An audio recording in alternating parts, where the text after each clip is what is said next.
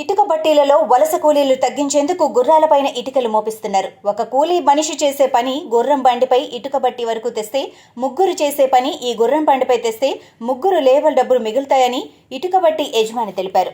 సంగారెడ్డి జిల్లా జిన్నారం మండలం ఆంటూరు గ్రామ శివారులో ఉన్న ఇటుక బట్టీలో గుర్రం బండిపై తీసుకువస్తున్నారు. మహారాష్ట్ర, ఒరిస్సా, బీహార్ రాష్ట్రాల నుండి ఇటుక బట్టీలు తయారు చేయడానికి వలసలు వస్తూ ఉంటారు.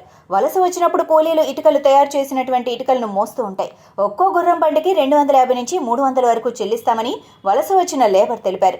ఈ గుర్ర బండీలను గుజరాత్ నుంచి తీసుకొచ్చామని చెప్పారు. బట్టీని చూస్తే మినీ కంపెనీ లెక్క కనిపిస్తోంది. ఇటుక బట్టి తెలంగాణలో 3 ఉన్నాయని అన్నారు. ఇటుక బట్టీలు ఎక్కువగా ఉత్తరప్రదేశ్, జార్ఖండ్ రాష్ట్రాల్లో ఎక్కువగా ఉంటాయని తెలియజేశారు.